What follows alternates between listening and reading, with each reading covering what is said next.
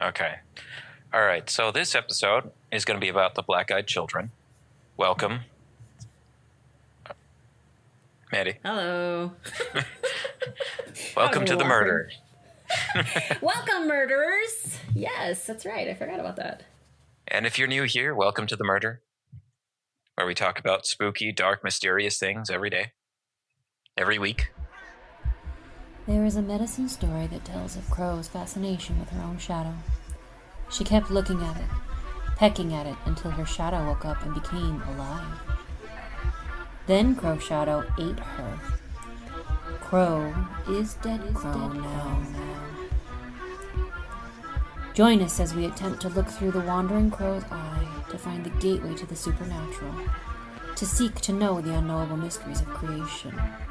Welcome to the Wandering Crow Podcast.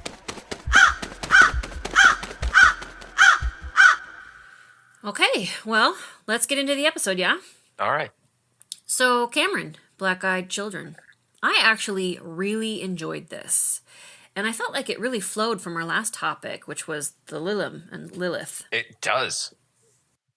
And I didn't think about that. You know, I didn't realize how close they might be.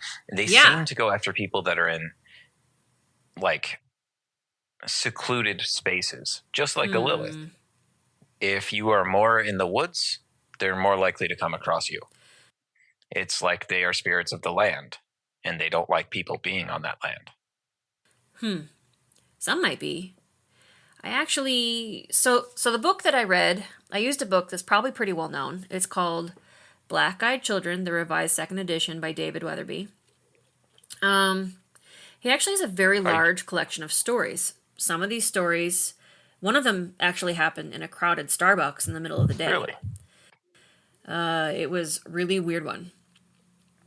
So yeah, I feel like usually it's fairly secluded, but not always.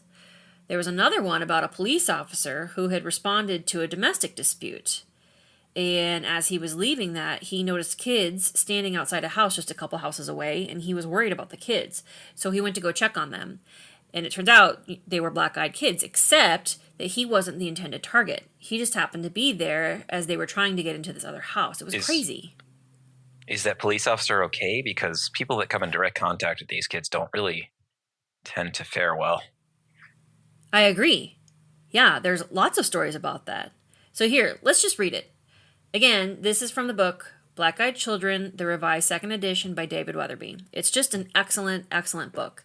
It goes right from the beginning. Let me find this.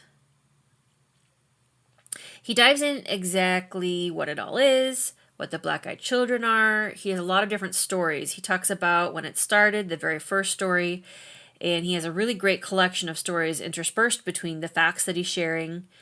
So I'm going to read this story, and then I think we should probably talk about what the Black Eyed Children actually are.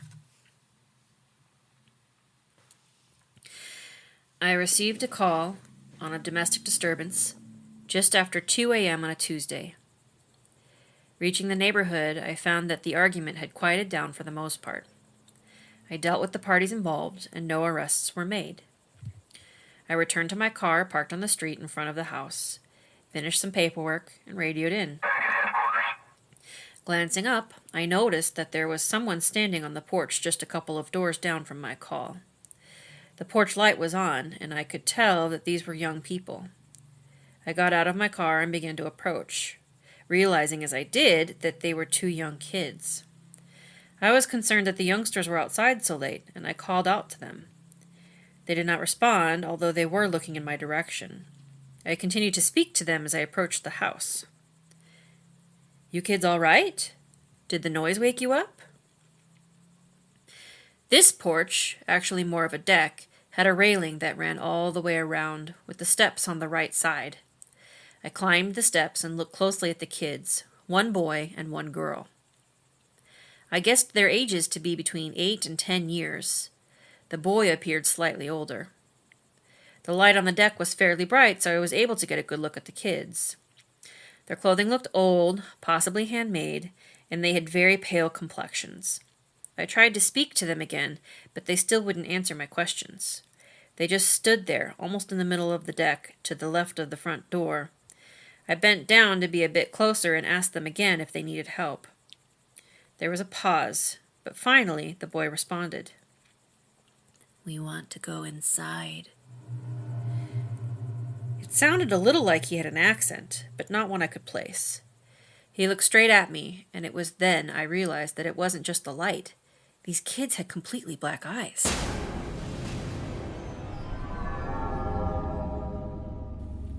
I've never seen anything like this. I wondered if these little kids were on some kind of drugs. "Why did you come outside?" I asked. "Did the noise wake you up?" The boy responded again. "They won't let us inside." I felt very disturbed by the behavior of these children. Were they mentally ill? Perhaps this was an abuse situation. The kids looked rather pale to me. Perhaps they were malnourished. Something was setting off my warning signals, but I wasn't sure exactly what was wrong here. I needed to get some answers from the homeowners.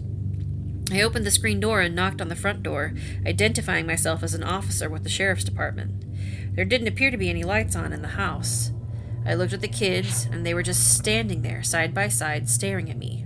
They hadn't budged the whole time. I waited a moment and knocked on the door again, this time louder. The situation was strange, and I was going to get to the bottom of it. I knocked a third time, calling out loudly and identifying myself again as being from the sheriff's office and requesting the occupants to open up. When I glanced back over at the kids, I discovered that they were gone.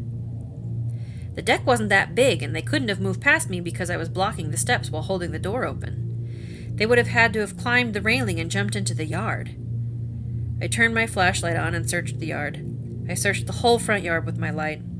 There were no trees and nothing that could have hidden the children. They had just vanished.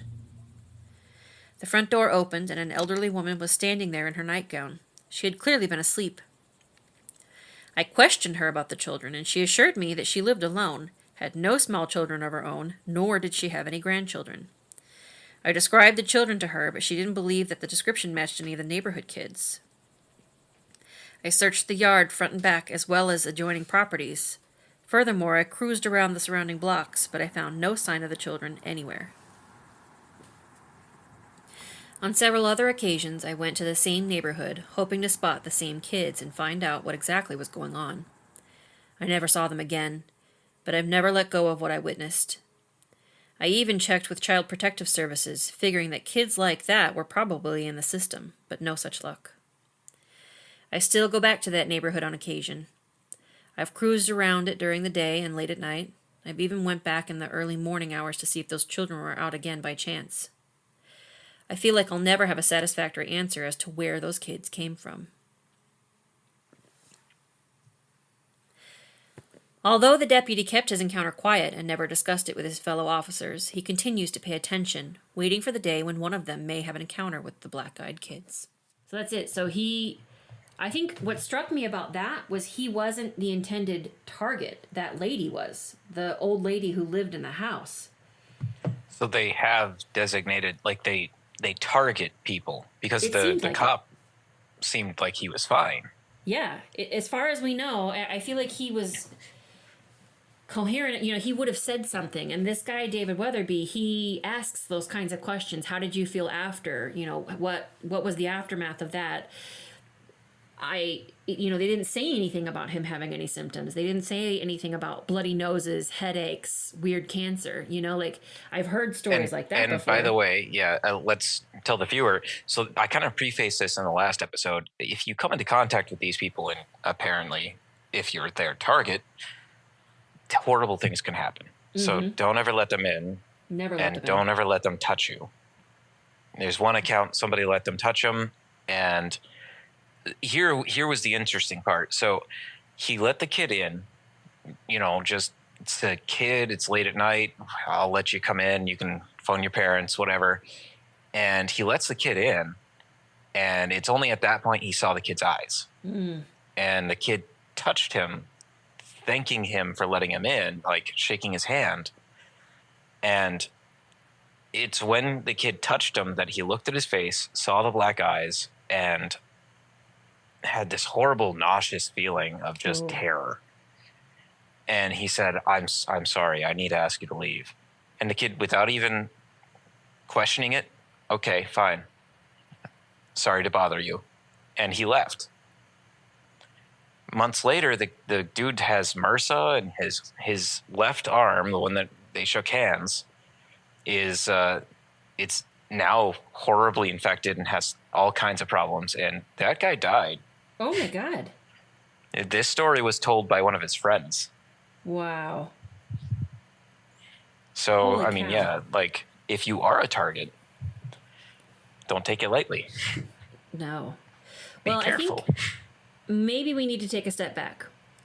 Black-eyed children is what this episode is about, but we never really explained what the black-eyed children are. So, black-eyed children are... Well, here's usually how these encounters go. I'll start there. There's usually a knock on the door or on the window of your car, or sometimes it's just a really unexpected appearance from out of nowhere. The children themselves are very pale, usually with dark hair, but not always. The kids are usually wearing sometimes very old-fashioned clothes and usually very poor fitting, like they're oversized or they just don't fit well or they just look kind of ratty and old. Here's the interesting thing about that is, so I hear that they're in old-fashioned clothes that make sense for whatever time period they're after, or they're in newer clothes that really don't seem to fit. Mm-hmm. Exactly. That are just kind of off-kilter. Yeah, If they're in modern clothes, it never really seems like, okay, you're not really with the fashion trend, though. Like, what is this that you're wearing? It doesn't make sense, you know. So go ahead. It's just the clothing is an indicator. Yeah.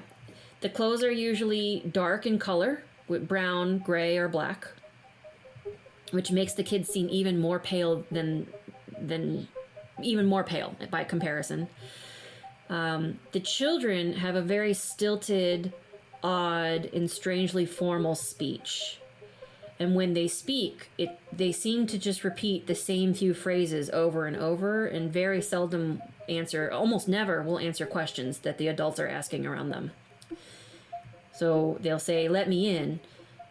And then someone will say, "What are you doing here?" And the kid will just say again, "Let me in. This won't take long. Let me in."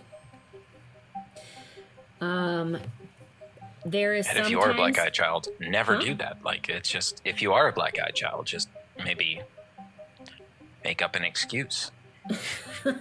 Well, there's really interesting ideas around that, like why they may not do that. I'm excited to talk about this. So sometimes there is a quote-unquote rotting flesh, sickly sweet, or sulfuric smell after they've disappeared. Not in every account, but in some of them. In every account, the eyes of the children, which are not always noticed immediately, like it usually is partway through the encounter when someone will actually notice this, the eyes are completely black. And we're not just talking about the pupils and the iris, but we're also talking about the entire sclera. So the white part of your eyeball, that is black too. The whole thing is black.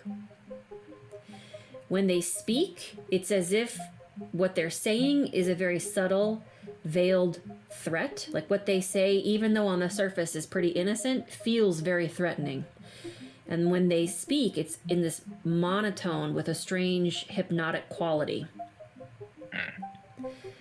The person who's experiencing the encounter is usually inexplicably terrified.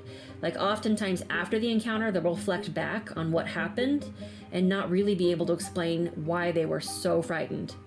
Usually, at first, they're a little bit transfixed or hypnotized. Like they're not quite able to think through it and they don't have full control of their body.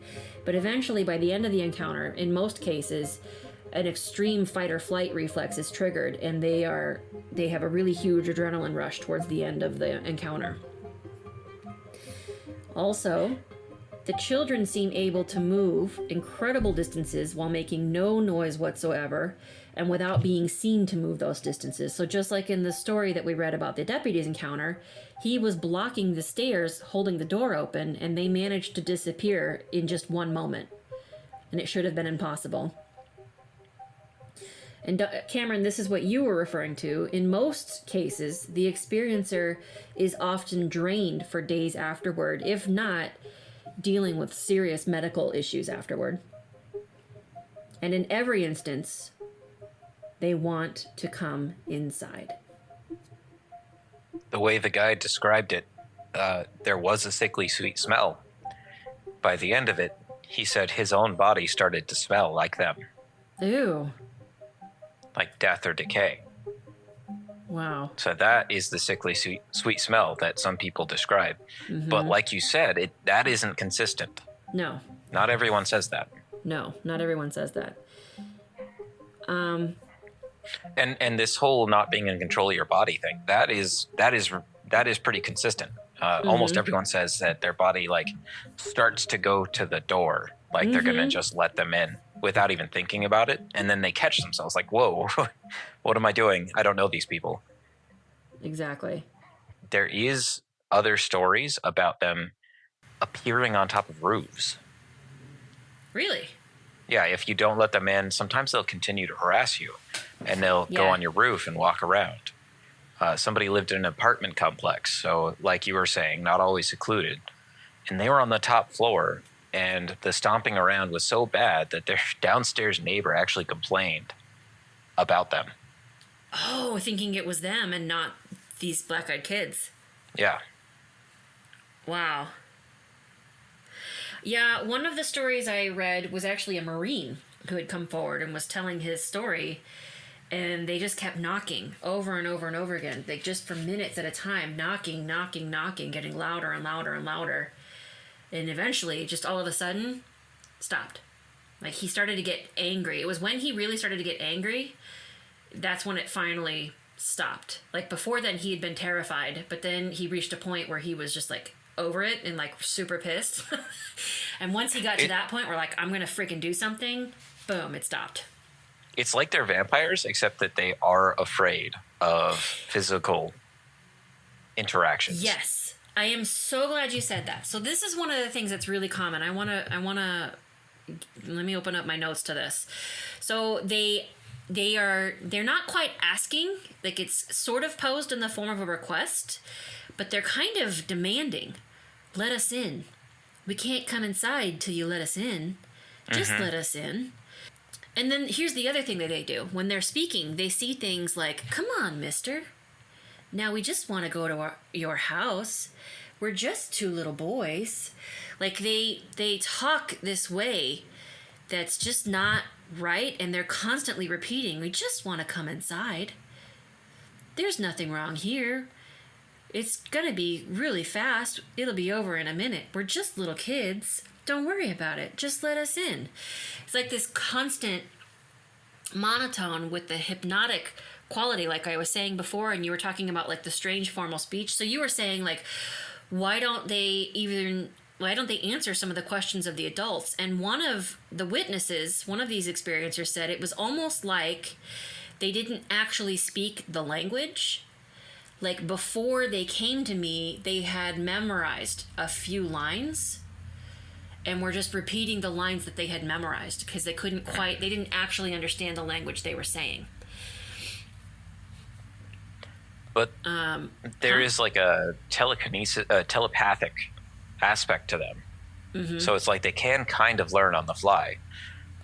More so if you try to do something that they disapprove of, you'll hear a voice in your head. Have you read any stories about that? Oh, okay. No, tell me about that. Yeah, so there's a lady that, with her boyfriend, they lived kind of in a secluded place, and they had the black-eyed children encounter. Well, they weren't letting them in. They were afraid because they saw them at the neighbor's house first. And that's when they got targeted. And so when they got targeted, she had the thought of, I do not want to let my eyes off of these people. I want to know where they are at all times. And so she had her boyfriend grab the phone. So he brought her his cell phone, and she was going to go to the upper window above the door and try to record them. She heard an overpowering voice within her head saying, you shouldn't do that. You wouldn't like where I am. You would not like the consequences of your actions. And so she did it anyway. Like, no, fuck this. That is horrible, and I want some proof that this actually happened because I'm going to tell this story.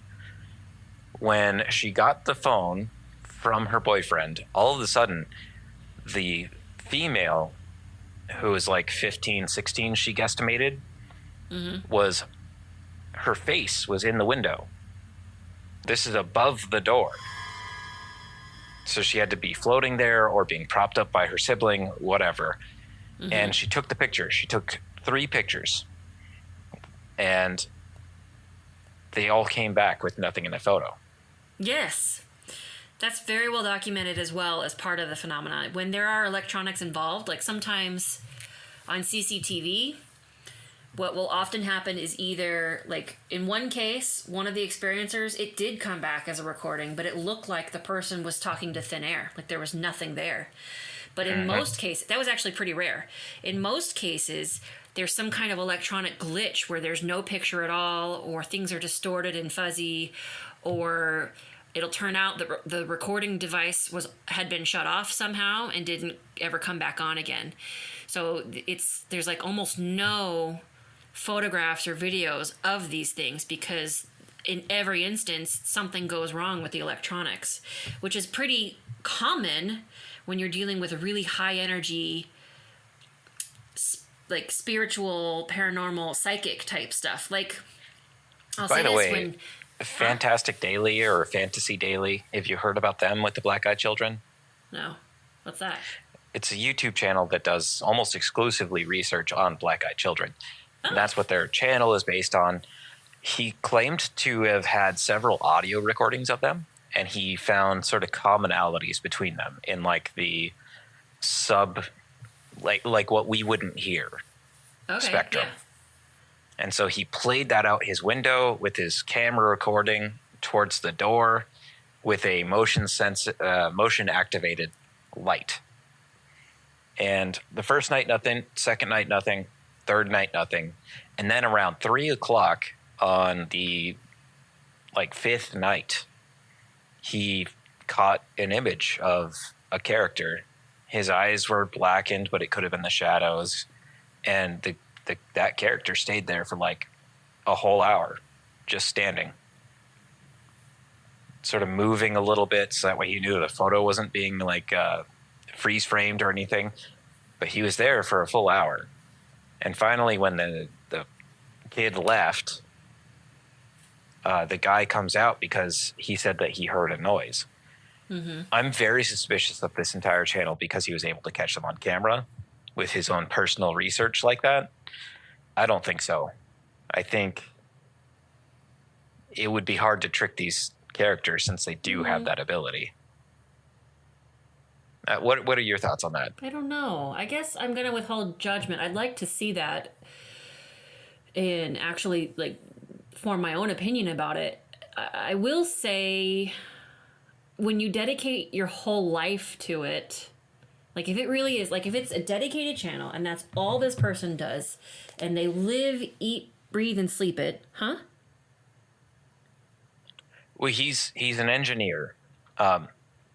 He's an engineer. He does live in a secluded place. He has several hunting cams set up all around his property, and he has a dash cam on his car. So, he is an enthusiast for sure. So I suppose an engineer would be able to figure this out, but I don't know. It seems like they have an aversion to cameras. Yes. And they are intelligent enough to be able to avoid them. I don't even know, is that purposeful? Because here's what I was going to say is, I do stuff, right? And I have a group of people that I do spiritual stuff with. And when we have circle and when we've really raised the energy really high and we've had some really big energy things happen, for a week afterward, no matter where I go, no matter what I'm doing, I have technical electronic problems. One of the members of my group flies back and forth to come do ceremonies with us. And almost every time on the way back, when she's leaving, there's some issue with the tech on the aircraft that she's flying, and there's usually some kind of weird delay because the airplane like broke, like a lot. It happens a lot, like more than you would think, like not the airplane engine, but like the avionics part of it.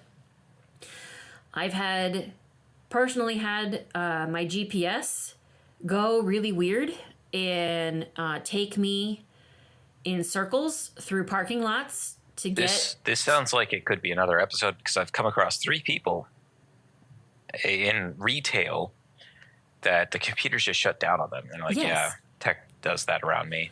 Yes.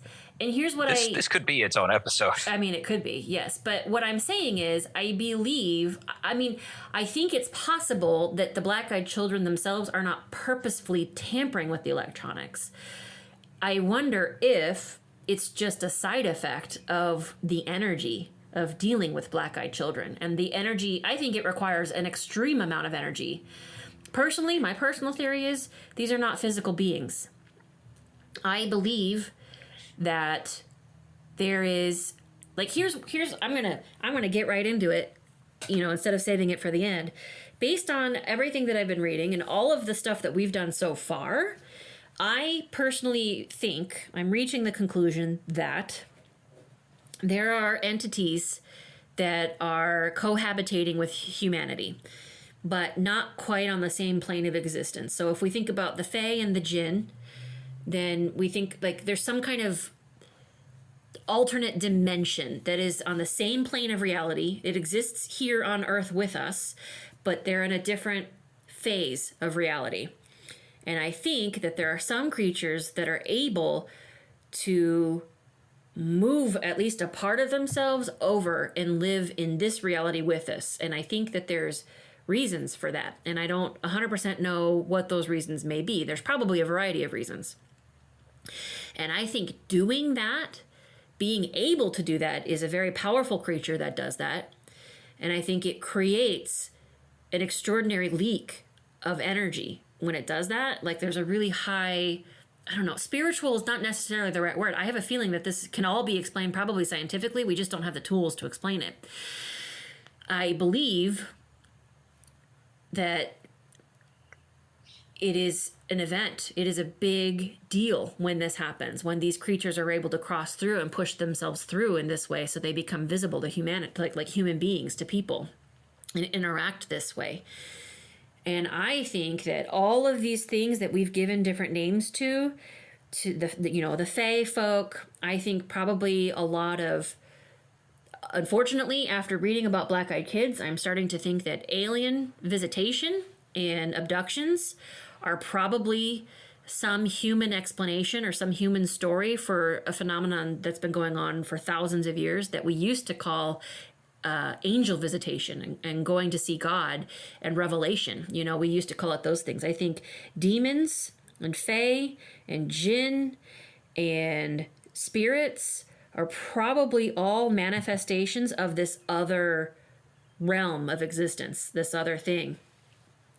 And so I guess, long story short, I don't know that that's necessarily intentional. Like it could be, I suppose, but I think it's probably an unintended side effect of the energy that's happening to create that movement so they can come over here and express themselves.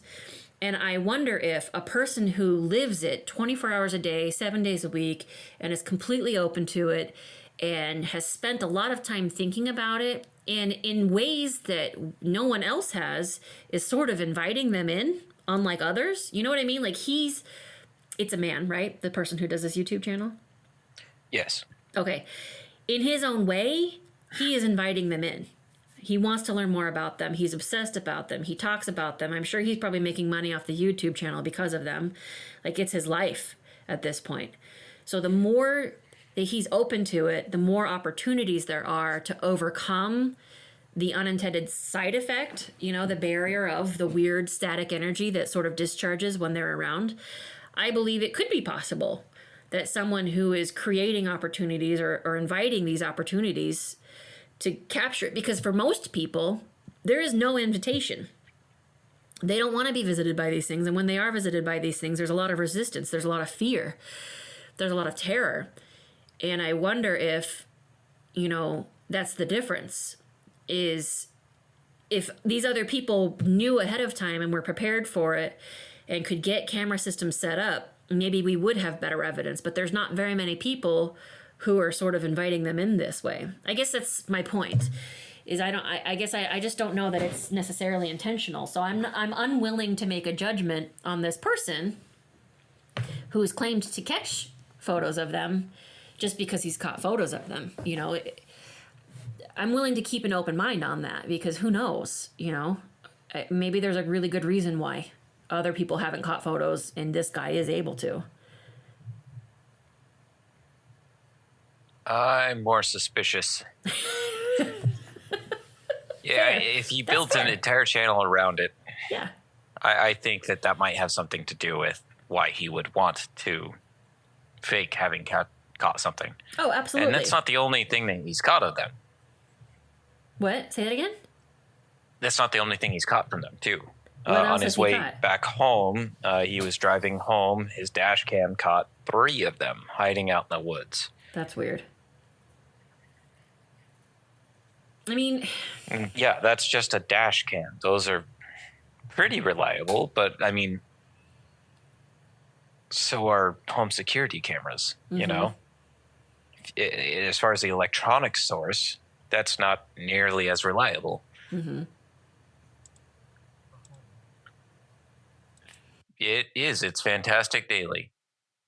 Fantastic Daily is what his channel is called. I think I'm going to probably check it out after this.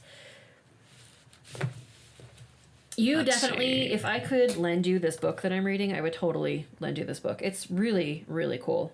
So this guy, David Weatherby, he's not the first person who...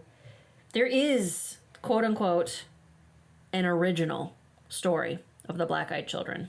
However, what we're finding now is he's the first person who really received a lot of attention for his story, because he posted it in the early days of the internet and received a lot of attention for this story. And ever since then, and his name is Brian Bethel, ever since Brian Bethel posted his story online, there has been a slew. Huh? New update. His channel doesn't exist anymore. What? Why? It's gone. Why? I have a Fantastic Daily archive that exists. He stopped doing it? There's nothing. That's weird. How many followers did he have? I don't know. He had a lot of followers. He was the source of Black Eyed Children for a while.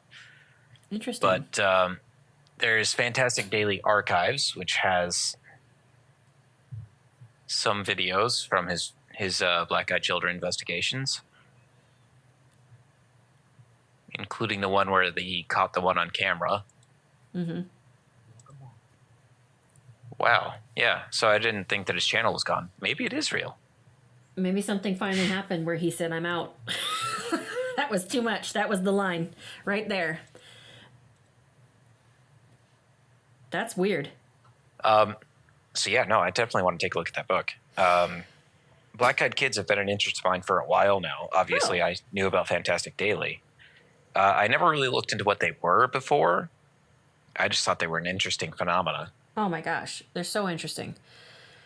I feel very lucky that I've never had an experience with them. And I'll be honest, I feel like I don't want one. I considered it. I thought about that. I thought if I had the opportunity to have an experience with these kids, if I had the choice, I would not want to.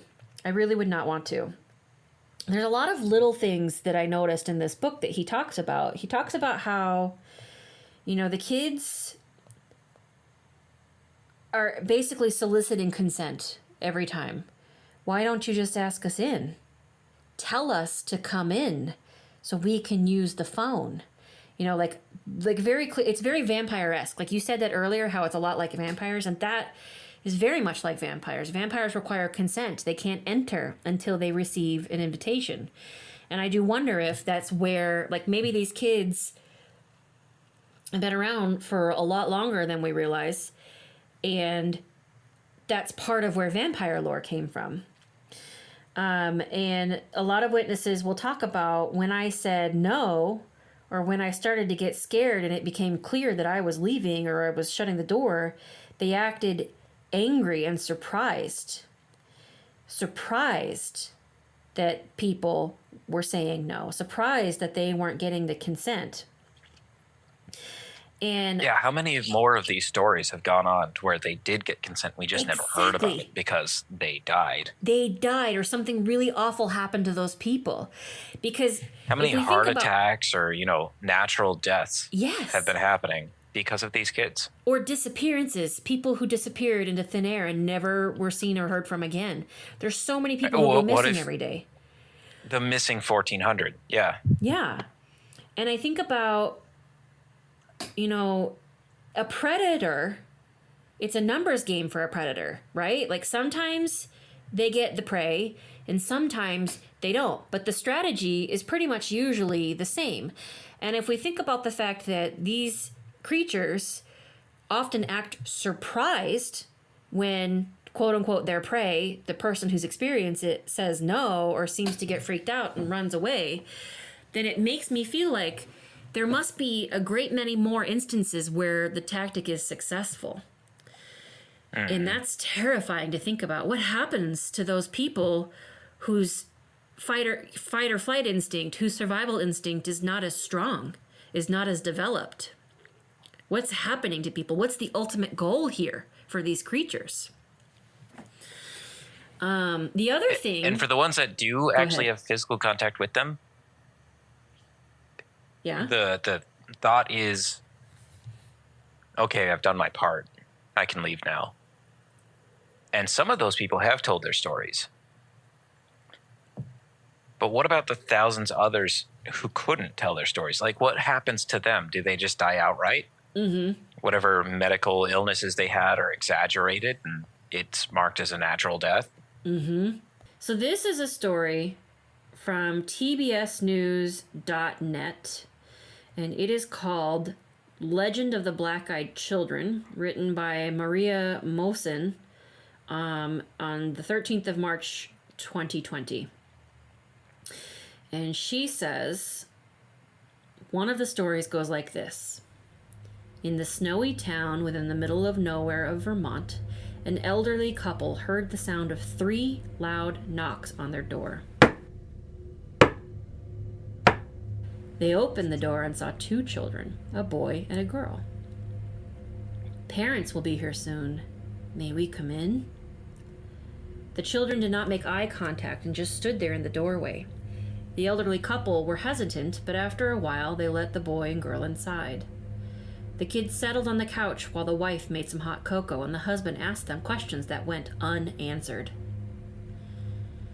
The wife returned and noticed that her cat was scared and angry with the children.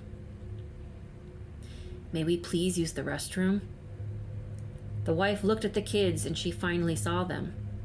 The children's eyes were as black as a starless universe. She directed them to the bathroom and returned to her husband, who was covering his face with his hands. Did you see their eyes? The husband then showed her his hand, full of blood from a nosebleed. The power suddenly went out, and the house turned as dark as the kids' eyes. The wife headed to the restroom and was confronted by the voice of the kids at the end of the hall uttering, "Our parents are here." Yes. The kids then exited the house. What? I know this story. Oh, you do? Okay, well, I'm going to continue. I referenced the parents. This is it. The kids then exited the house, leaving the door wide open. The wife then noticed that there were 2 men at the end of the driveway. The men were very tall and slender.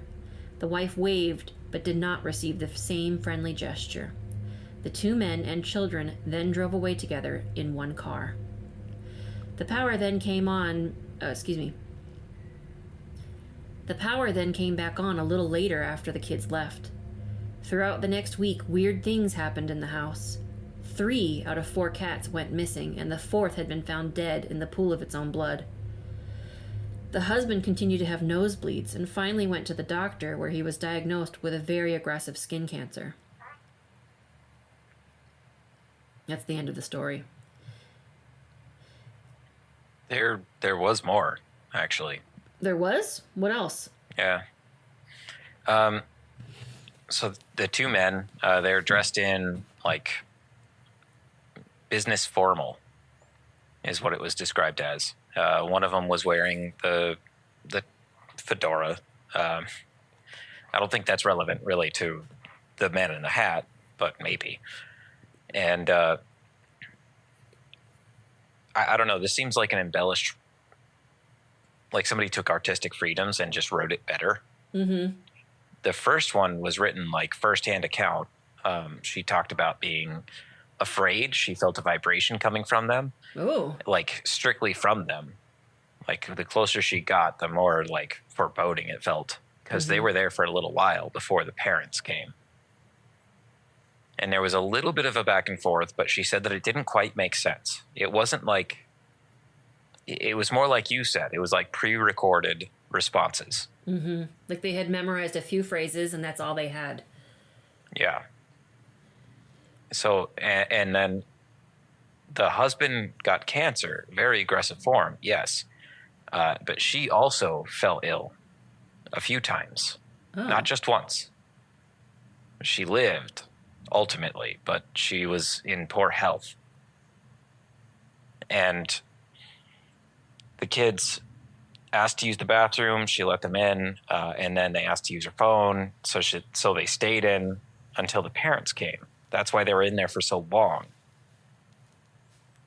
And there was just a little bit more to the story that I don't exactly remember. This was like 6 or 7 years ago that I heard this story. And yeah, it kind of, the original would have pointed more towards what you were saying. That these are just beings. They don't fully speak our language. Mm-hmm. And the parents, there was something odd about them, but they weren't really touched on because they were so unresponsive. And they stayed at the end of the driveway. They never came close. Have you seen a lot of examples of other examples where parents do show up? There was just one other. And I don't fully remember that. And they do. It's almost like they're trying to gather up the kids. Like, okay, you've had your fun. Now come back. I will say, so in David Weatherby's book, my main source for this episode, he only uses firsthand interviews. Like he only uses stories from people he directly, specifically was able to interview and talk to and ask questions about. This wasn't one of those stories, though, right? No, the one that I just read came from some article on the internet somewhere. I said TBS something. Yeah, I think somebody was rewriting the story and trying to dress it up a bit. That's why you have their eyes were as black as a starless universe. That wasn't in the original. It was just their eyes were darker than night. They were like Vanta black, which you hear a lot of, people say they reference shark eyes. Right. That's what I thought of a lot. Like shark eye, like a predator's eyes. Like they scent blood and their eyes all turn black. It's a crazy thing to think about. Okay. There's a couple of points I wanted to make. One is about this voice and their lack of responding to questions. This is from David Weatherby. This is a direct quote. He says, "If the children are attempting hypnosis, it may explain why they refuse to respond to direct questions. One witness related his impression of a black-eyed child's speech pattern.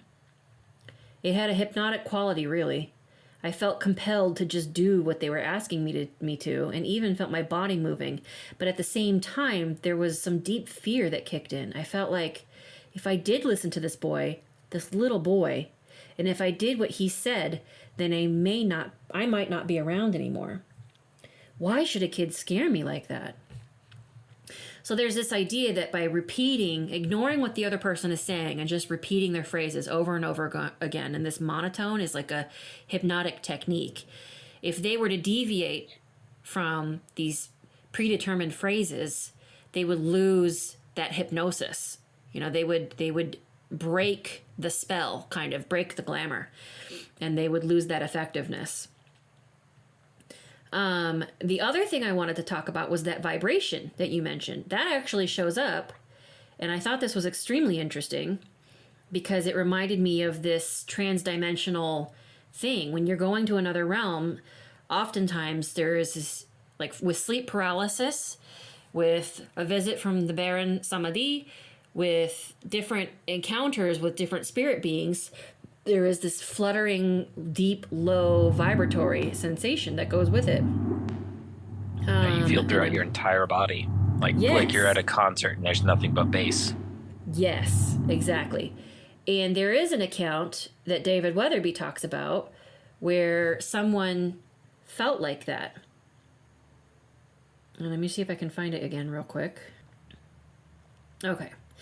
So here is Jim's story, and this is the weird vibration. And okay, so Jim in Baltimore, Maryland, believes the Black Eyed Kids he ran into were alien beings. They didn't look natural to me at all. The eyes were creepy, yes, but combined with the pasty color of their skin, it was a sight that I just won't forget. He said, Jim said the children looked like the aliens he's seen on book covers and in movies. My brother was really into all the UFO stuff for a while.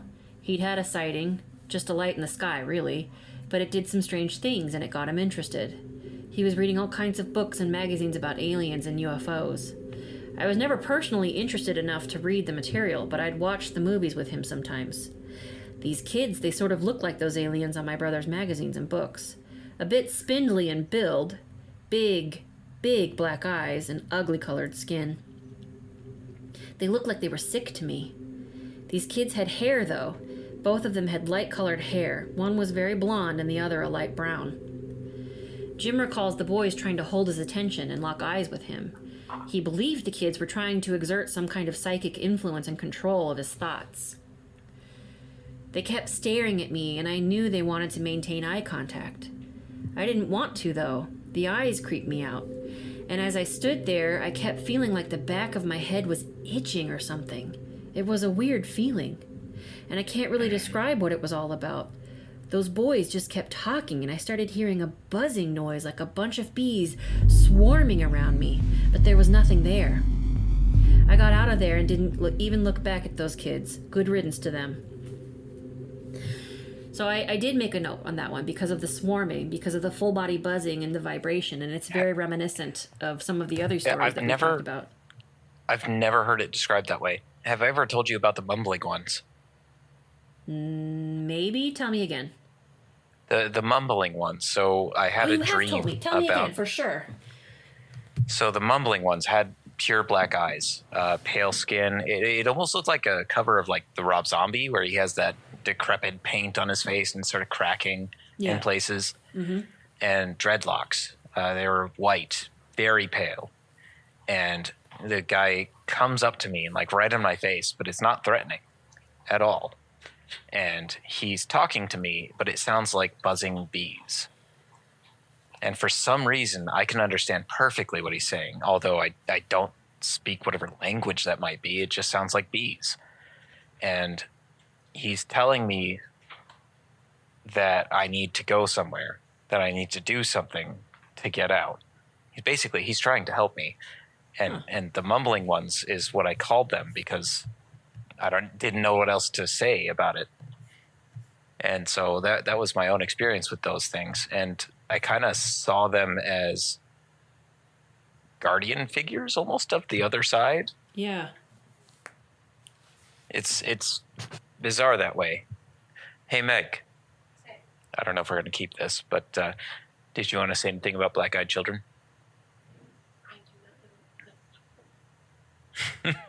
I can't hear her if she's talking. She said she doesn't know enough about them. Okay, fair. There was another thing I wanted to talk about. So we talked about, and I was so glad that you brought this up. We talked about how it seems like if they're surprised when people don't react the way they want them to, what does that imply? Well, it implies that most of the time it works. Most of the time, whatever it is that they want, they get. And we don't really know for sure what that is, but you and I both, being very dark people, suppose that people are dying, are going missing. Something really terrible. Why wouldn't they tell their story? Yeah. Yeah, we just don't know. So what that reminds me of is here in David Weatherby's book, he says, I can't find the exact quote, but here's what's interesting is David Weatherby says, in a lot of instances, a very strong majority of his stories come from service people. They come from first responders, paramedics, EMTs, firefighters, military members, police officers, nurses, and doctors. That for whatever reason, the majority of his stories come from people who work in that type of field. Not all of them, but a lot of them. And what that Well, you know why? Huh? Because, like, for instance, when I was working out in the middle of the boonies, we're the only other people on the field other than the victim. Right. Yeah, that might be, maybe, but what about police officers and nurses, doctors? A nurse usually works in a hospital. You're surrounded by sick and dying people. Right. So here's my thought. I am wondering if first responders, what do they have in common more than anything else? Well, what they have in common is that they are used to having and forcing themselves to be able to operate under very high stress situations.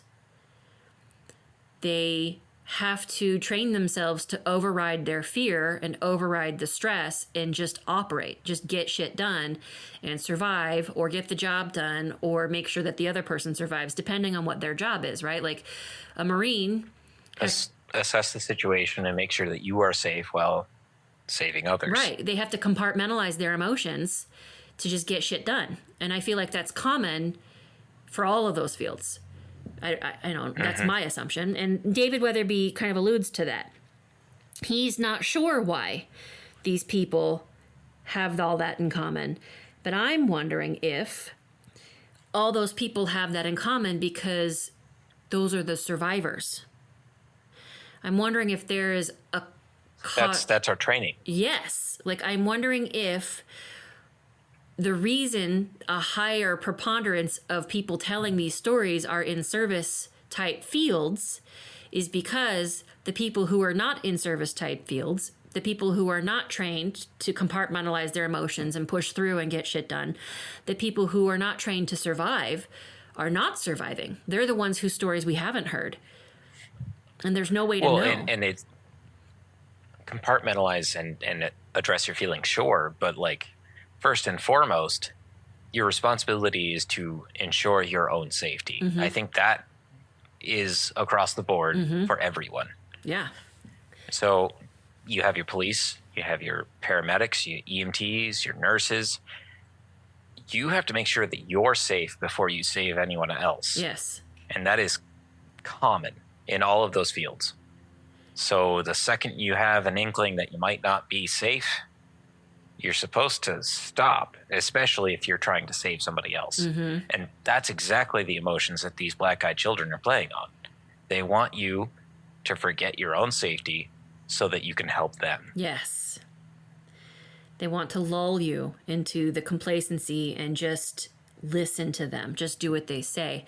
And I think that, I wonder if, I mean, there's literally zero way that this can ever be proved unless and until we someday prove that black-eyed kids are real and we can understand if, in fact, there is a whole other subset of data that we don't have because those are people who didn't survive encounters. But I'm wondering if that's the reason, you know, first responders, people who work in service, people who are used to the high stress of it all operate better under those conditions and are able to override, you know, some little child trying to hypnotize them. You know what I mean? Like, that's part of their training. So I agree. And I just thought that was really interesting, and I wanted to talk about that and see what you thought about that. And it sounds like you agree. So, Oh, absolutely. yeah. That's the first thing they taught us is it might seem callous, but you have to make sure that you're safe before your patient is safe. You make sure that you are safe, that the speculators, the people that are around you that are just trying to look and rubberneck are safe. Yeah. Then it's the patient. They're the last one on the list because they're already injured. You have to stop everyone else from getting injured. That's the training. So what you mean is, I think I hear what you're saying. And this is one of the ideas why they present as children, is to appeal to that part of the adult who wants to take care of children and keep children safe. So what you're saying is, exactly, first responders have it ingrained in them. No, I'm first. This other person is second, because that's just part of it. If you're not, if the rescuer isn't safe, then instead of a rescuer and a victim, you have two victims. There are two people who need to be rescued. That's what you're saying, right? Yes. Okay. Yes. I hear what you're saying. And you also, if there is a crowd, then obviously they also come second and the patient is last. Because the patient is injured, you don't want to create more injured. That makes sense. I didn't get that. Actually, I was saying something different than you. But that makes a lot of sense. I agree with you. That's great. That's great thinking. That's our training. That's like day one. Yeah, that's 100% right. And what I was saying is that these are people who are it's the stress of the situation, and you cave under pressure. A lot of people cave under pressure because they're not trained to deal with pressure. Whereas maybe it's twofold then. One, the training that if I'm going to respond to this situation, I need to respond in a smart way and make sure that I'm safe first. And two, no matter what the stress is of the situation that's going on around me, I need to keep my wits about me and make sure that I'm present and I'm pushing through and getting it done. That's great thinking, Cameron. I didn't even think about that. That is so smart. I agree. That's EMS training. No, that's not even my thinking. It made sense when I learned it, but that's just what they teach you. Yeah. No, you're right.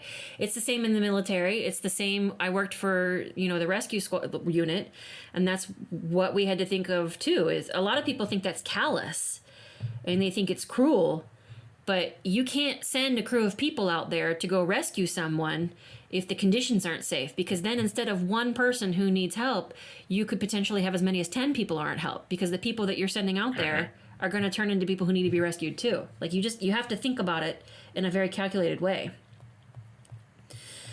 And then here is, to me, I wanted to talk about this a little bit. Unless, did you have anything else to add to that?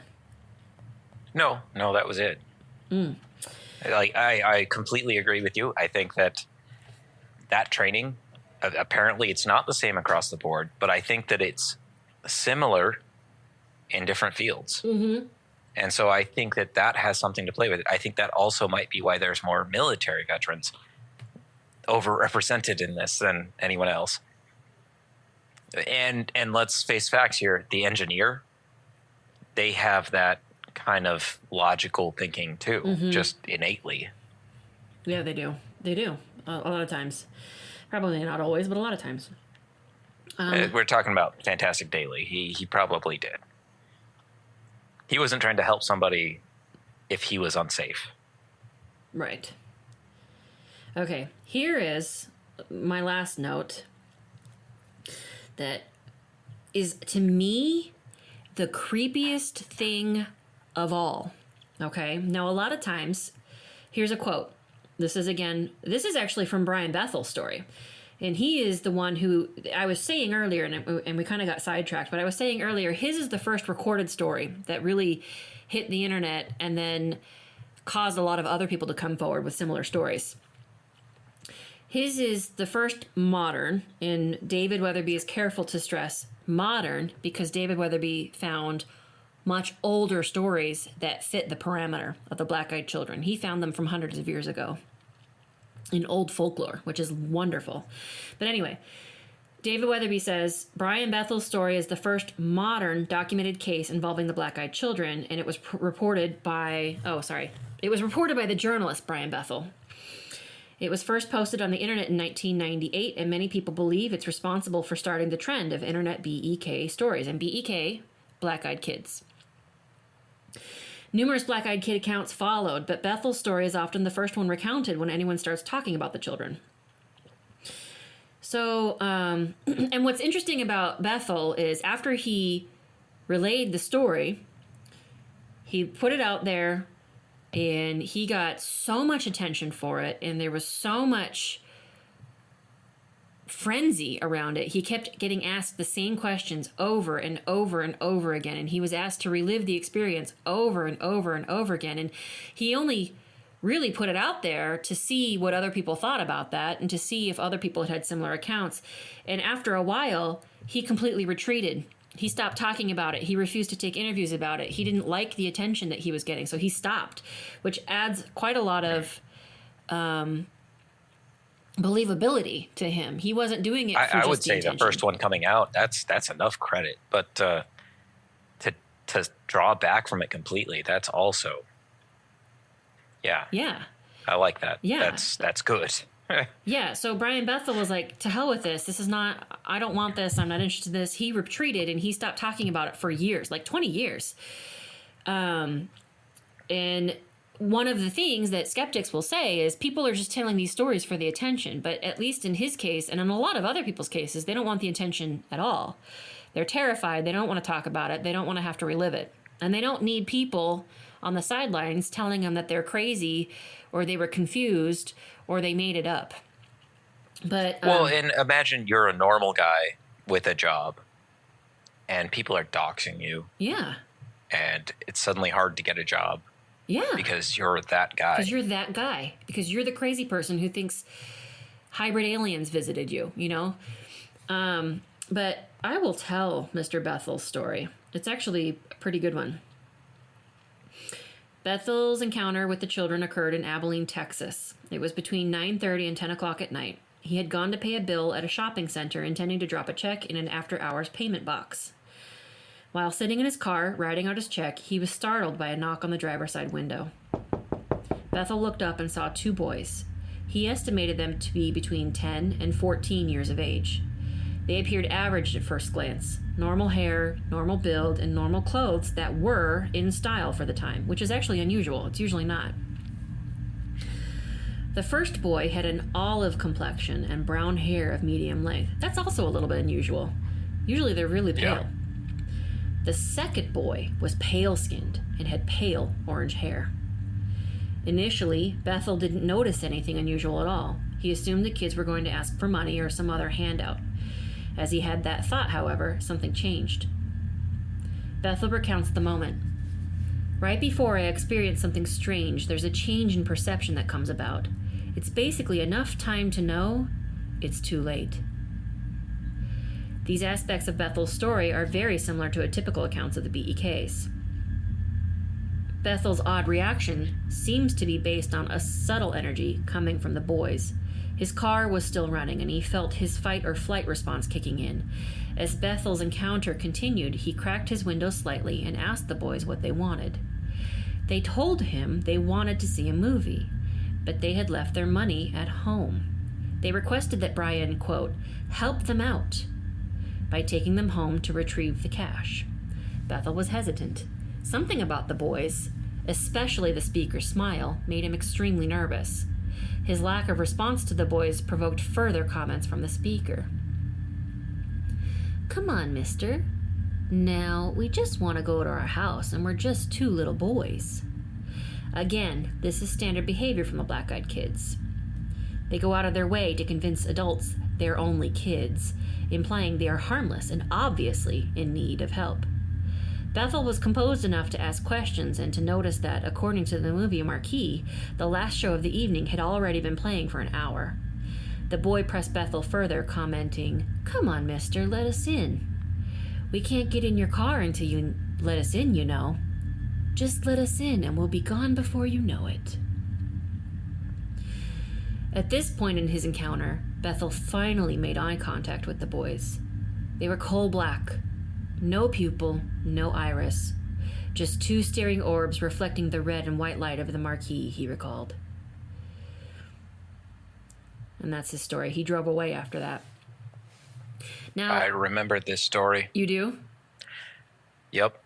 I was around when it first came out. Yeah, I mean, his was the first one. He wasn't the first one, yeah. But he was the most prolific. His story was the most believable and the most unusual at the time because it wasn't secluded. Right. He was in the middle of a parking lot. Mm-hmm. And it was odd because it also drew attention to the fact that it wasn't just that they couldn't enter your home, they couldn't enter your property. without your consent.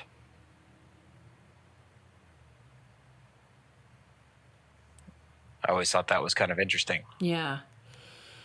I mean, yeah, they can't enter. I feel like to me, it seems like there's a layer to that. Like on the surface, they're asking to be let into the space. But I wonder if really... Spiritually, are you willing to let us into what you consider yours? Yes. Will you open your barriers? Let me in to you. Let me in. You know, like I think that it's more than just the physical in this instance.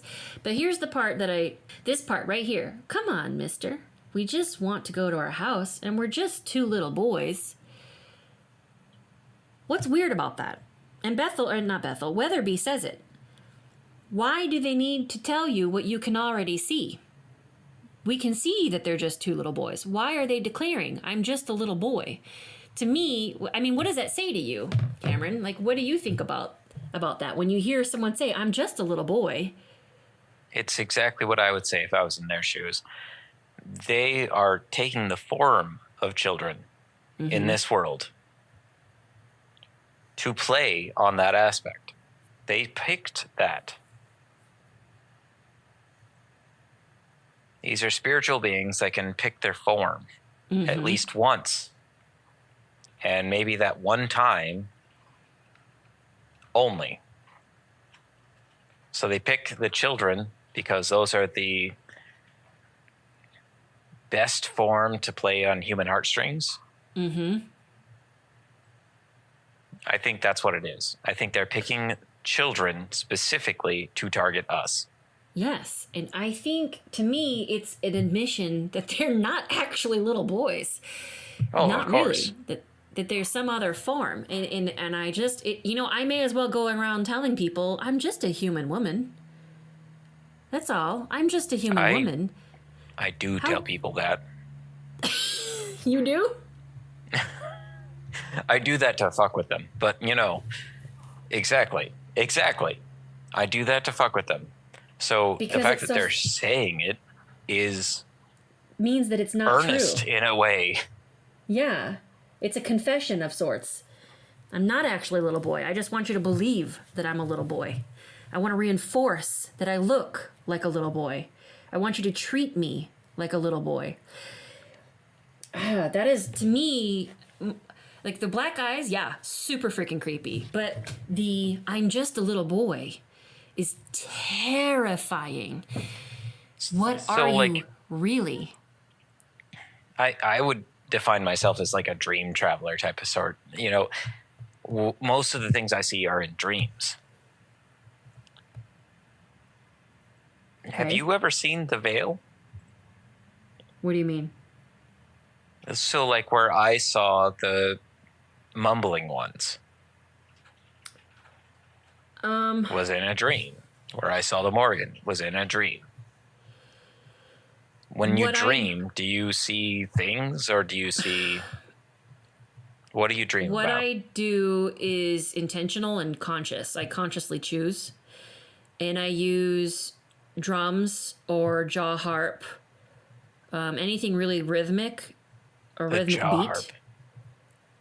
Do you know what a jaw harp is? I have one. Oh, I love them. They're amazing. Also known as the Jew harp. Yeah, except I don't call it a Jew harp because I don't know. I do because it's funny. Yeah, I think it's unnecessary, but I have Jewish friends. It's fine. Yeah. Look, so the jaw harp, it's really good at making techno beats, but I honestly can't play it very well. It takes a lot of practice. Yeah. But to answer your question, in the work that I do and in the training that I've had, I choose to go to the other side. And there's multiple realms. There's lots of them. But there are 3 primary ones that I've been trained to go to. So the first one that we're trained to go to is what's called the lower world. And speak about it in like color scale.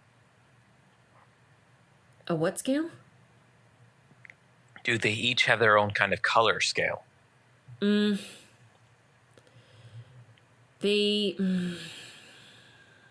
and no.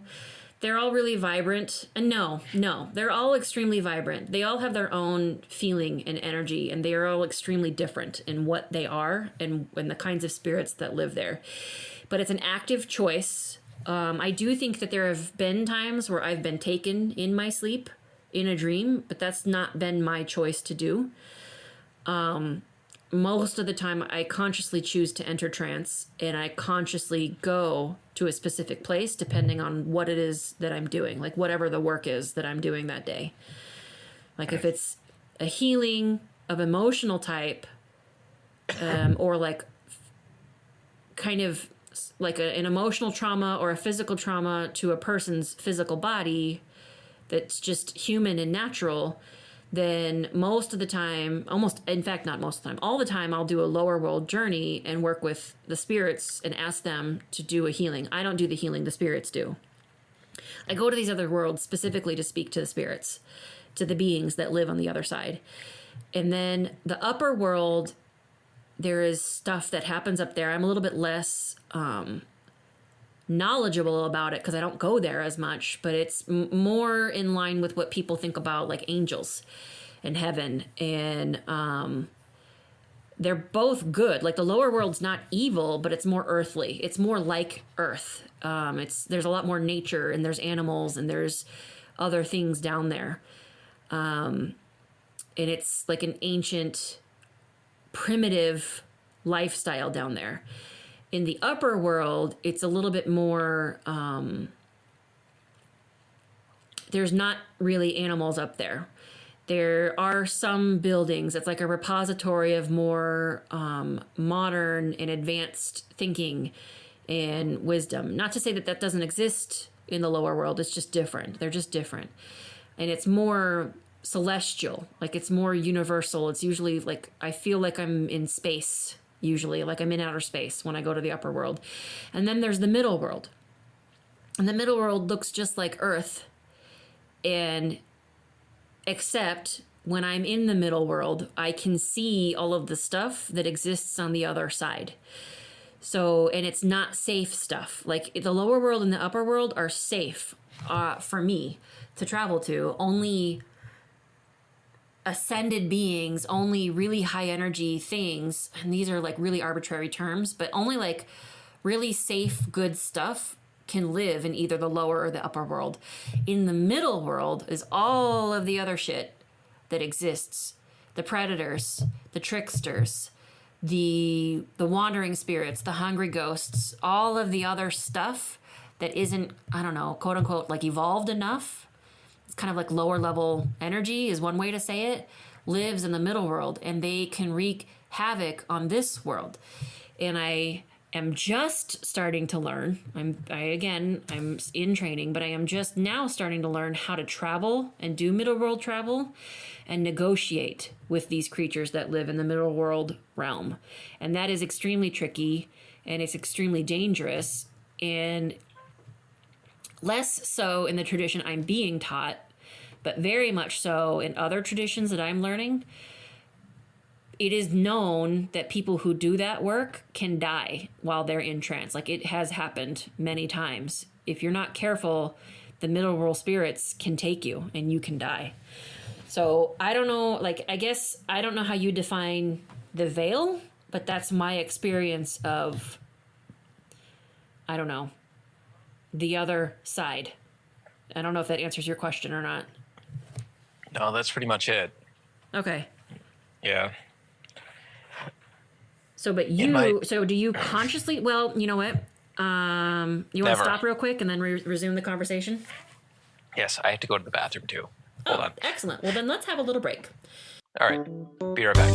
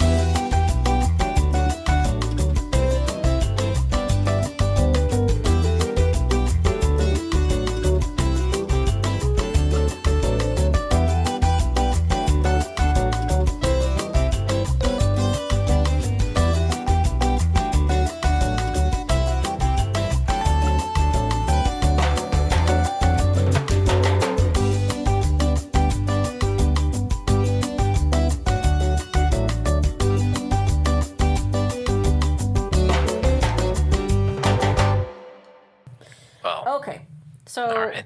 we're talking about the Middle World Veil, and you asked a question, and it got really involved, and then we took a break. So what I think that you and I agree there's a lot more to discuss with that, and we'll talk about it in a different episode. Cameron? Much more. And different perspectives. Yes. Well, yes. And mine is a very, very distinct style of spiritual communication. You know, like... And I'm going to be honest, I am actually very interested in your training. I want to know because I've never gone there purposefully. I could teach you if you wanted that. I could teach you how to do it. We could do that. But we're going to stop talking about that now. Okay. Because again, that's a different episode. So, murderers, if you decide you would like to hear more about that conversation and like to hear more about the different ways that Cameron and I talk to spirits, let us know in our email, which is... What is our email? I always forget. Oh. It is... Murderous Anonymous. wanderingcrowpodcast@gmail.com. So, if you got something you want to say, if you have a story you want to share, if you have a disagreement that you want to air to us, reach out to us at wanderingcrowpodcast@gmail.com. All right. By the way, we are all for fierce disagreement. I think that would make a great contribution to this channel. So long as it can be backed up. Mandy, how do you feel about that? What? So, fierce disagreement. I think that would be a great debate on this channel. What do you think about that? I don't know. As long as we can do that in a way that's respectful without... Yeah. Ow. An actual debate as opposed to an argument. Right. Let's say. Or an outright... Even if we walk away disagreeing with each other, at least we aired our differences. That's what we're looking for. Yeah, I would be okay with that. So, okay, getting back to, gosh, how did we get on the topic of the veil? Because I asked. You know what? I remember. We were talking about the fact that they basically admit that they're not actually human little children because they're saying, I'm just a human child. I'm just a little boy. I'm just a little girl. I mean, again, I say that all the time. Yeah, but you're fucking weird. So... Yeah, well, my friends respect me. All right. So, black-eyed children, very scary. I've never personally experienced it. I'm guessing, Cameron, you've never personally experienced it. No, never. I honestly don't want to. Now, I'm curious about it, but like you said, honestly, I feel like the negative outweighs the good. Oh, so much. I'm not interested. I think that... I think that I do believe these are malevolent beings. Maybe not. No, I think they're malevolent. There's something very predatory about what's happening there. And the few stories we've had where people actually invite them in, it just goes towards, okay, I got what I wanted. Yeah. And now you're going to die. And now you're going to feel the consequences of that. I got what I wanted at your expense. Yes. Yes. The last thing that we didn't really talk about, but we are sort of running out of time. We're okay. We got like 30 more minutes. Is the theories. There's a lot of different theories out there. I know I kind of let my cat out of the bag already about what I think these things are. And I think my developing theory of all of our modern spiritual constructs, our modern paranormal constructs, is that they're all the same thing with different names. But different camps have different ideas about what black-eyed kids actually are. And there is a theory, one of the theories is a UFO theory. So this specifically, as it relates to those coal black eyes, the sort of sense that there's some hypnosis or some other kind of, what's it called not psychic, like not telekinesis either, because telekinesis is when you get something to move, but maybe telekinesis. There's some kind of mind control or like psychic communication that's happening. Telepathic telekinesis? Well, so telepathic, I guess, is telepathic. But maybe telekinesis, like if they're controlling the other person's body. Well, telepathic is like the umbrella term for all telekinesis, telepathy, all of that. Oh, I see. Well, so it's not really exact. Right. So the UFO theory is essentially based on the big black eyes, which is a common accepted, trope or accepted idea of what many aliens look like. The Greys particularly are known to have these big black eyes that are too large for their faces, right? Mm. And the Greys specifically are thought to speak through telepathy without actually using mouths or vocal cords. And the Greys specifically, I'm not super up on ufology really, but it seems like it's the Greys specifically who are doing the weird hybridization stuff, who are most often accused, or in most accounts involving Grey, or most accounts involving the harvesting of biological components, i.e. sperm and ovum, seems to do with the Grey. I don't know if you know differently than me on that. I'm not really an expert where it comes to that type of thing. Well, and they're stand-ins for their people when it comes to dealing with people is the men in black. Right. And the that's parents. Mentioned. Huh? So the parents in that one story. Exactly. And David Weatherby talks about that maybe the parents, and maybe, I even wonder, are the black-eyed children very youthful versions of Men in Black? Like maybe they're learning how to interact, and these are practice runs for the kids to learn how to... And why are they killing everybody? I don't know. I mean, we assume. I think that's unintended, but... Maybe. They're also predatory. Yes. So that's an idea. I don't know that I agree with it, but it's really interesting. It's very, very interesting. One thing that I will say is, and it's not probably related to the... Oh, actually it is. So David Weatherby talks about that black-eyed kids potentially are... If UFOs are involved, maybe the black-eyed kids themselves are the hybrids. Maybe they're human-gray hybrids. And there are some stories... there's one in particular in his book, which I don't think I'm going to read because I don't know that we have time for it, of a woman who says that she was abducted over several years and knew that they were harvesting her eggs and her genetic material. And they told her why, and she didn't really have a choice in the matter.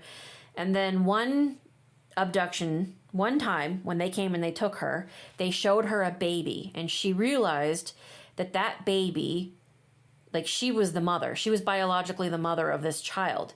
And that was the very last time that they ever abducted her. And then about 10 years later, about a decade later, she had a visit from a black-eyed child. And when she saw the child, she looked at it and knew. She knew, this is my child. There was too many similarities. And she actually didn't have the same level of fear. She actually tried to touch the child and talked to the child because, she was the mother. She wanted to have some kind of relationship. And just as she was reaching out to touch the kiddo, like ruffle his hair or something, just see him and have some experience with him, I think it's kind of a natural reaction to reach out and try to touch your kid. Her husband came home from the front door, and these kids had knocked on the back door. And she looked over as husband was talking to her, and she had this look on her face that was clearly like distressed because it was a very emotional moment for her. By the time he came over and she pointed to where the kids were gone.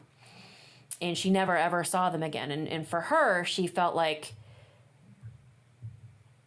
it was the desire of that, like she assumed a lot of things, but she felt like it was the child's way of reaching out to her and checking her out as its biological mother. And after that, there was no more contact. So I think, it's really, really interesting. Now, I will say, if we're talking about, so that's the UFO angle. I think there's a really interesting commonality there. There is this idea that aliens are harvesting biological specimens for interbreeding with humans, some kind of weird alien human eugenics program, right? It really reminded me of our episode with Lilith last week, where we talked about how the Lilim, and Lilith herself, it started with Lilith and Samael, and all of her children go and bedevil men and women. And some of Lilith's children are incubus and succubus. And what do? They harvest biological samples from human beings, and then they use them for their own breeding purposes. That's a thousands of year old story that's been going on for a very, very long time. This is, again, leads me to wonder, maybe we're labeling things. I call it a tomato and you call it a tomato, but it's the same damn red fruit. Some people are saying these are UFOs, these are aliens. Some people are saying these are demons, but they're doing the exact same things regardless of what we're calling them. And maybe they look different because the glamour is different. That's a Fae term. That's something that we used to say that the Fae would do. They would use glamour to trick us. They could make themselves appear and be and look and act like anything at all that they wanted. That was part of their magic. And maybe that's continuing. So, maybe that's still the case. What? More relevantly, we would say they're not of this world. Right. We would say it's a screen memory. But maybe they are of this world. That's what I'm saying. We don't know what they are. They could be like aliens. the Lilith, where they're spirits of the land. But right. I would still say they're not of this reality. Ah, yes. Okay. This I would agree with dimension. that. I would agree with that. But so that's one of the theories, UFO. Another theory, demons. Okay, especially if you think about the sulfur smell, the sickly sweet smell, the rotten smell. Okay, yeah, I could get behind that. I could see that. Another it theory. Is pretty inconsistent, though. It is. That's true. I have no explanation or I idea. don't have any real, without a firsthand experience, I can't say. Mm-hmm. It's interesting, for sure. And then another theory that David Weatherby addresses is the hungry ghosts of Asian legend. And he specifically says Chinese, but I know it exists in Mongolia. I know it exists in a lot of other cultures. I know that the Hmong have an idea about hungry ghosts. We've talked about the Hmong a few times. Mm-hmm. But hungry ghosts are spirits that died, that used to be human. Sometimes in some legends, they were never human. But they are spirits. What they have in common is that they can never be satisfied. They have a hunger which can never be answered because they exist in a realm where such a thing is impossible. There is nothing material to satiate their need. And so in Asia, the hungry ghost idea is this creature that is looking to be fed in some way. It wants all kinds of things. It wants sex. It wants food. It wants material possessions. It wants all of these things. And because it wants all these things and can never be satisfied, it can never pass on. It can never move beyond the realm that it's stuck in.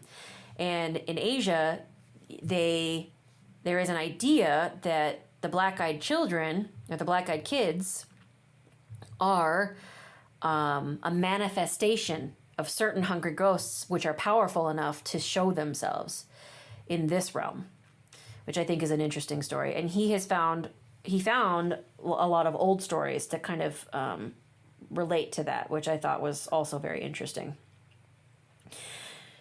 I don't know if you have anything you wanted to add to that. Let me get to my notes here. So that's one. I'm leaning more towards these are spirits of the land.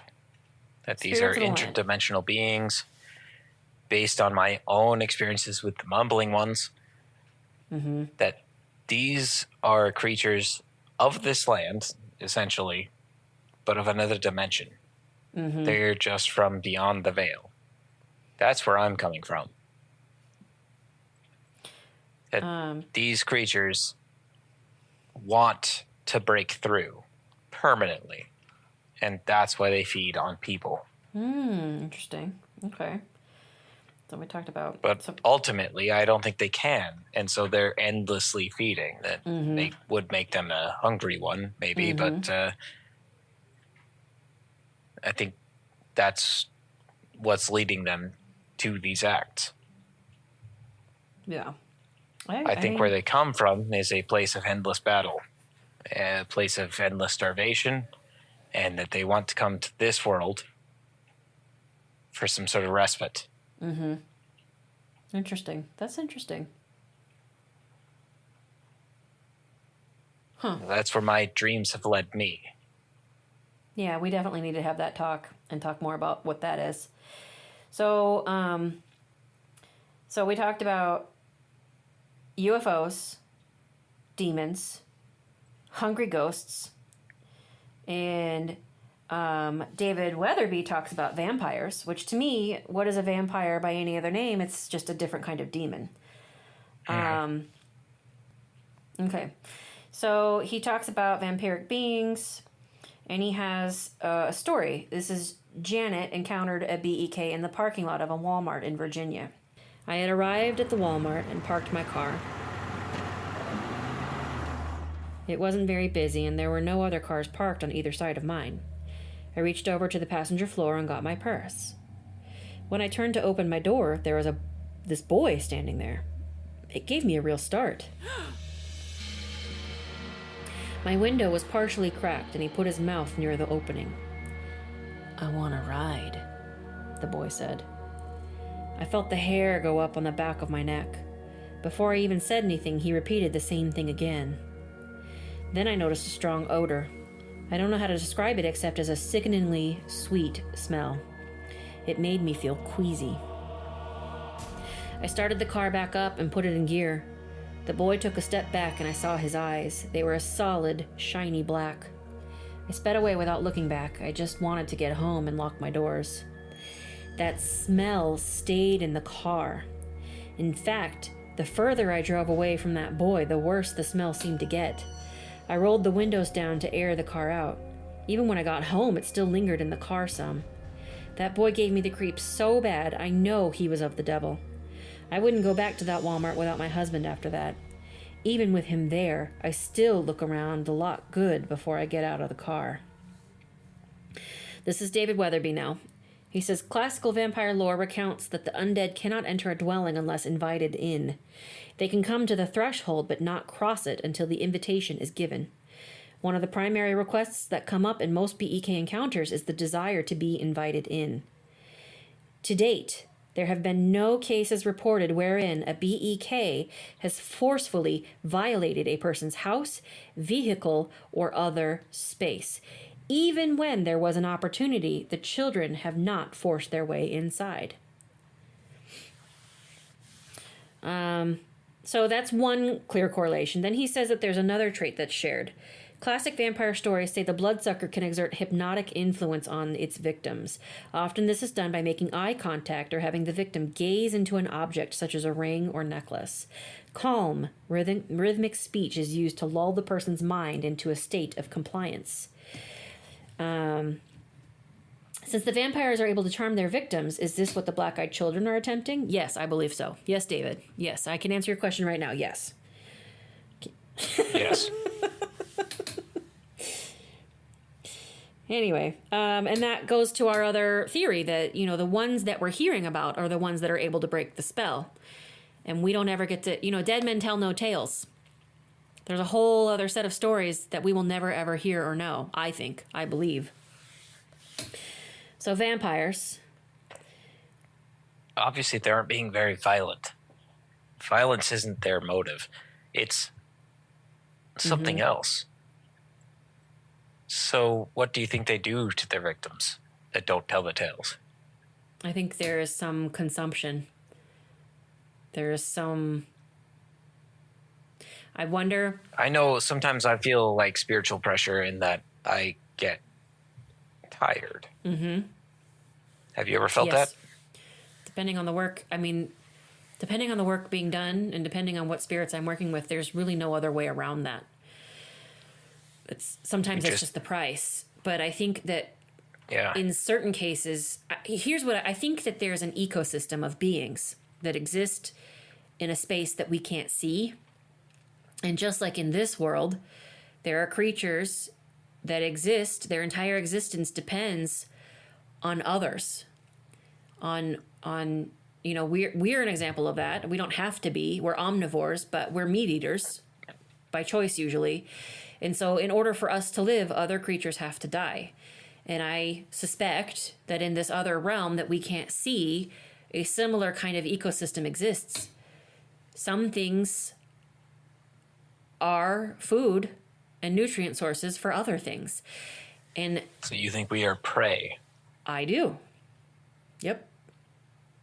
Not for all beings on the other side, but for certain types of them, yes. I do. What do you think? I still think that we are their prey in an effort to stay in this world. That they take our spiritual energy, our life force, essentially, to stay here. Like, that's their entire goal, is to not have to go back to where they were. This is how they achieve their higher being. That brings to question, how do they achieve that? Do they achieve that by crossing over? Do they take the body? And the reason we don't hear the story is because they successfully inhabited that person? I think that person's dead. Like physically gone? Yeah. Yeah. No, I think... So there was the story about the person that got cancer. There was the other story about the person that got MRSA. There was a story about somebody else who just was deathly ill for a couple of weeks from being in their presence. I think each price has its reward for them. And I think that they're trying to get the full life. That they want to kill their victims. And that the reason why the stories are so limited is because they're often successful. We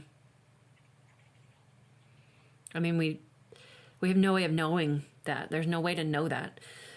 Except that they are still around. They're still prolific. It's an interesting idea. Another theory is that these are the spirits of deceased children, which I think is possible, especially if we're talking about, well, you believe that they're spirits of the land. Do you think that they were ever human? I don't. Then why would they desire a life like this? They are not human. That would be like a tree wishing that it was human. Like, why? Because I think that they're, like we had discussed before, Lilith. Maybe the biblical story came from somewhere. I think that they are related to us in some way, and that our life force is comparable to theirs.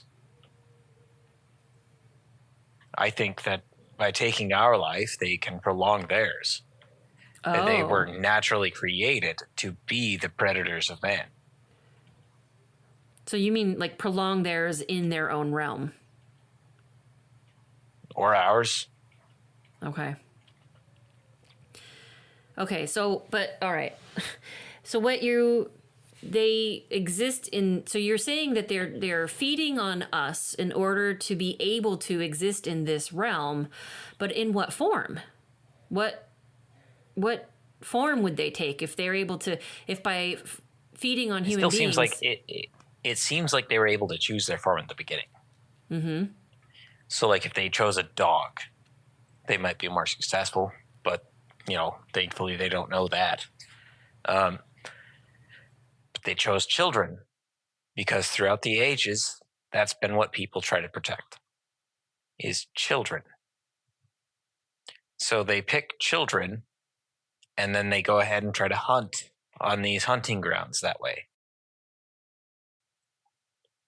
I think that they're just looking for a way to get the most for their time here, and they have one choice when they manifest themselves into this world.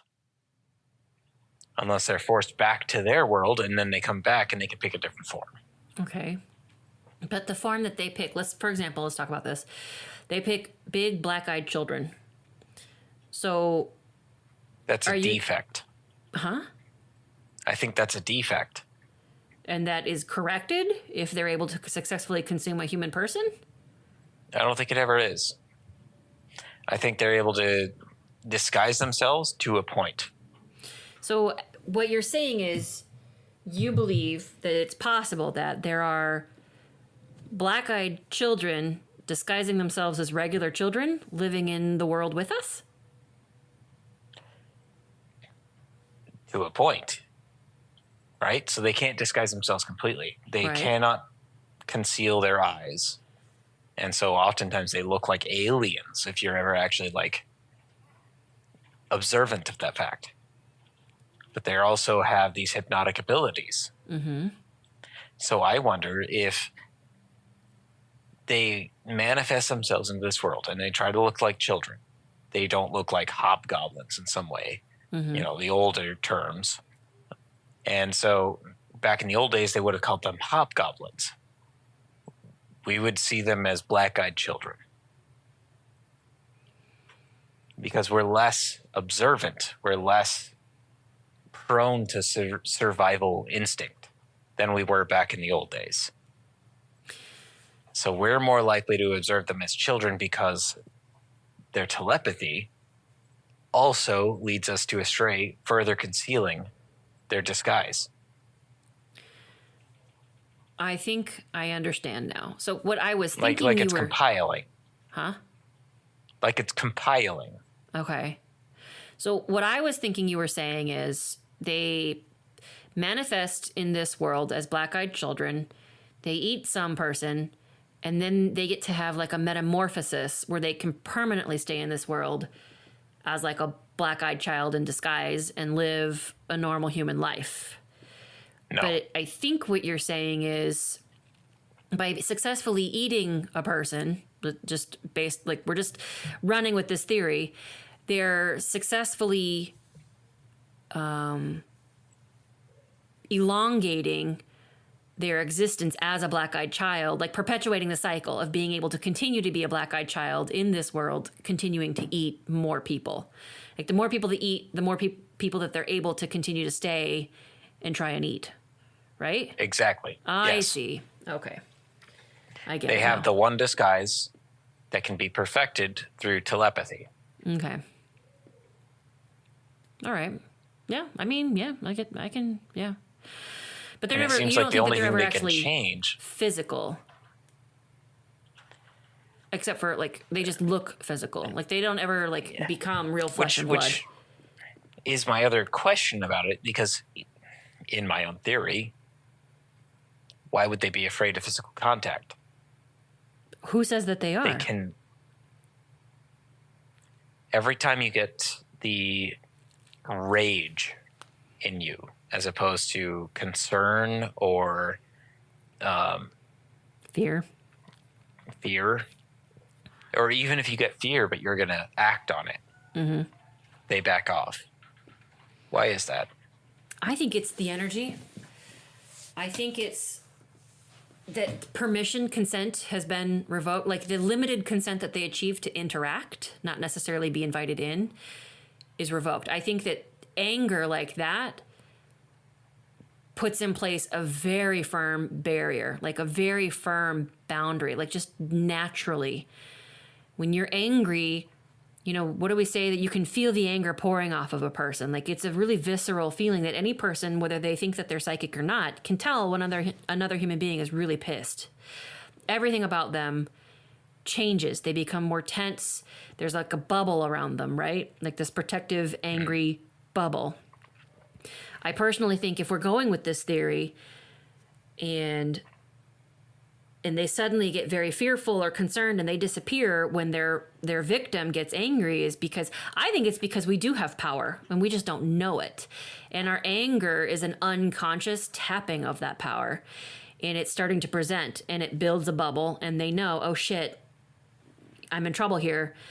They've put up the boundary. I gotta go. Like they know that the game is up. at that point, and that they could potentially the right person with the right training who knew what they were doing could probably hurt them in some way. If it ever happened like that. I don't know. That's just an idea. What's your thoughts? I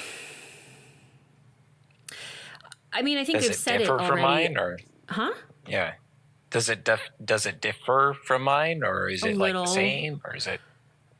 I think that they come and go. I think that there's an element of tricksterism. I think that, I mean, you know, and here's what I think. I think it's like the ocean. I think that there are creatures in the ocean. Some of them are sharks. Some of them are whales. Some of them are dolphins. Some of them are barracudas. Some of them are clownfish. Some of them are angelfish. Some of them are pretty harmless. And I think that's what the other realm is like, is that there's a really large variety of different species of creature out there in that other realm. And some of them are really benign, and they're vegetarians, and they're doing what they're doing, existing, and they're not bothering anybody. And I think, you know, we talk about the jinn as like an entire species of creature. Some are good or some are bad, but I wonder if actually the jinn is just a category. It's just a name for what the beings are that live on the other side. But there's many, many, many, many different hundreds and hundreds, maybe even thousands of species of creature on the other side. And that's my quest, is to try and understand what these different creatures are. I suspect that Black Eyed Kids are their own distinct species of being. And they present, it's like a kind of spider. You know, they have their own method. Different spiders have different methods for attracting their prey. And this particular spider has been very successful and has evolved itself to present as children, because that's what works. That's what's worked. That's their survival mechanism. That's how they've evolved. That's the Darwinian effect of this particular creature. And I think that we see them, yeah, like a screen, like a glamour. Like the way that we see them is dependent on the person who's doing the seeing to some extent. I guess I'm a little bit unsure, but I feel like there are different species, and this is one particular species which does require harm to us. And perhaps they're not evil necessarily. Like we think we're evil, they are evil. We think they are evil because ultimately we're their prey. But we don't think that we're evil because we eat cows. At least most humans don't. Some humans do. We're just eating. We're just getting by. We're just trying to survive, right? So I think these are creatures who are following their survival directive. They're doing what they need to do to survive, and that includes what we would consider malicious action to human beings: murdering, harming, feeding on the fear, feeding on the emotions, feeding on the energy, and maybe physically feeding. I don't know. I think that we can never really truly know. I am not sure I'm prepared to call them land spirits necessarily. My vocabulary in the training that I have, think even in my definition of what they are, maybe they're not land spirits, but I think they're spirits. Yes. I think they're interdimensional is where I'm going with this. And that I can agree with. In order to exist in this world, they have to consume people that may not be the fact in their world. Mm-hmm. But I think their world is just so awful that they'd rather eat us, this thing that they barely understand as being alive, mm-hmm. than go back to where they're from. Mm-hmm. And I'm reminded of the Lilim and Lilith, mm-hmm. and the fact that she never ate from the tree of knowledge. They don't have an understanding of right or wrong. It's not even a question for them. They wouldn't in their own minds point to themselves and say, I'm doing evil things, because they have no concept of evil. I think a wolf is not evil because it hunts a deer and eats the deer. It's just doing what it needs to do to survive. You have some creatures which are prey creatures and some creatures which are predator creatures. And that sucks for us that we're not at the top of that food chain. That's very scary. But I don't know that I would necessarily call them evil. I certainly don't want to encounter them because I don't want to be eaten. But, I think from a broader viewpoint, I think that they're just creatures, and this is what they do to survive. I think they're spiritual creatures. We should wrap this up. It's 120 plus minutes now. Yep, I see it. 23. 123. It's going to be a hell of a lot of editing. Okay. Well, and I'm out of stuff to say about Black Eyed Children. Although I do think that there are so many more things that we could talk about. And Absolutely. I didn't even... We barely scratched the surface of these guys, honestly. But I feel like there's a lot more that we can talk about involving things like them. Yes. And I think we're probably going to circle around this concept over and over and over again. Because to me, that's where I'm getting clear. Like, I think I am not prepared to say that I know for a fact that these things are not aliens. I'm not prepared to say that I know for a fact that these things are fairies and elves and the fae.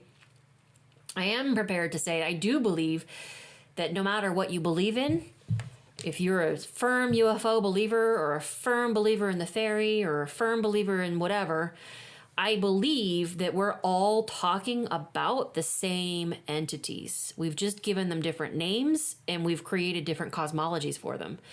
But the behaviors are the same. The way that they react and interact is the same. There's too many commonalities between them for me to dismiss that. So I think that we've created different categories to describe a single creature, So yeah. I don't know. I really, really, really liked the researching of this one. I really, really enjoyed the discussion of this one. There's just so much to talk about. But yeah, we'll come back around to this, I'm sure, and we'll probably have more Black Eyed Kids stories in the future. It's just really interesting. All right. Well, thanks for joining us, murderers. Everyone, be sure to tune in next time when we cover the Weeping Woman. Well, wait a minute. We didn't decide. I did. You decided. All right, fine. We're doing the Weeping Woman. Okay. All right. Goodbye, murderers. Bye, murderers. Again, goodbye, murderers. Goodbye, Cameron. Bye, murderers.